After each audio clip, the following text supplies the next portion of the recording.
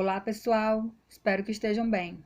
Hoje falaremos um pouco sobre a história da educação física. Eu sou a professora Eline Gonzaga, do Instituto Federal do Maranhão. Na antiguidade, os povos autóctones, que significa natural ou nativo de determinada região e cultura, praticavam atividades físicas naturalmente, de maneira espontânea e instintivas.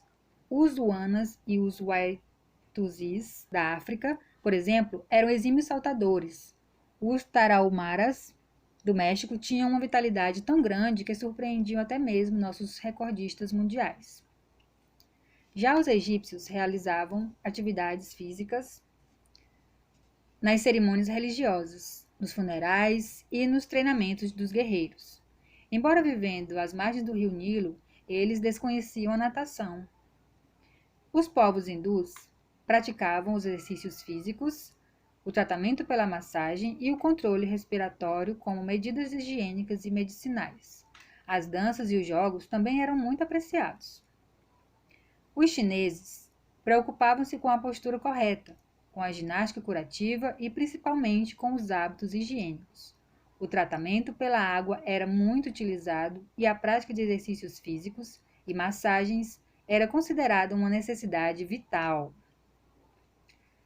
Gregos e romanos. Vamos ver a diferença? Na Grécia Antiga, os atletas eram considerados exemplos a serem seguidos pelas pessoas e a preparação física fazia parte da educação dos jovens gregos.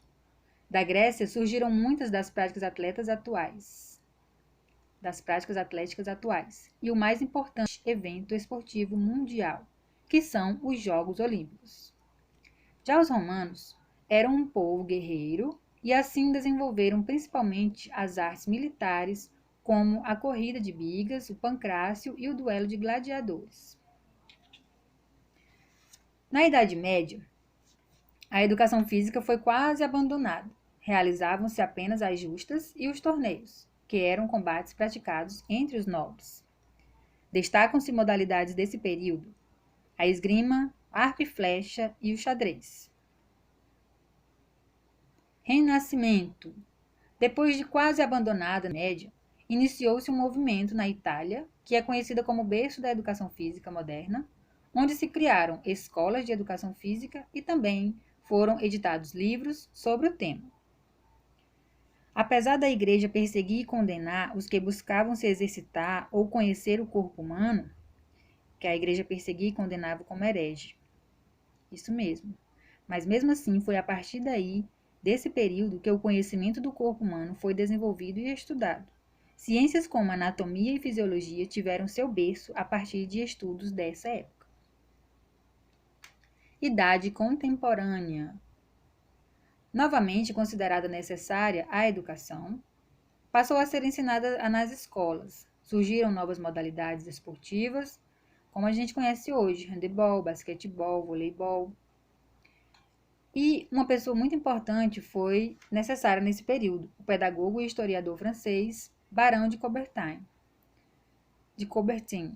Fez renascer os Jogos Olímpicos, isso mesmo, com o esporte como meio de integração entre os povos. A profissionalização dos esportes se fortaleceu pela criação de ligas como a NBA de basquete nos Estados Unidos. Aqui a gente dá o basquete como exemplo, mas nós temos várias outras confederações e federações de esportes conhecidos no mundo todo. E com o tempo fomos adquirindo novas perspectivas em torno da educação física, do esporte, da ginástica, da dança, dos jogos, das lutas e de toda a cultura corporal. Espero que vocês tenham gostado desse vídeo. Um forte abraço da professora Eline Gonzaga. Até mais!